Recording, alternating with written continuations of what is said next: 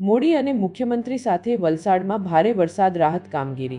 ભારતના વડાપ્રધાન શ્રી નરેન્દ્રભાઈ મોદી અને કેન્દ્રીય ગૃહમંત્રી શ્રી અમિતભાઈ શાહ રાજ્યની ભારે વરસાદની સ્થિતિ અંગે મુખ્યમંત્રી શ્રી ભૂપેન્દ્રભાઈ પટેલ સાથે સતત સંપર્કમાં રહ્યા ને વહીવટી તંત્રને જનતાની સલામતી માટે ખડેપગે કામગીરી કરવા સૂચના આપી.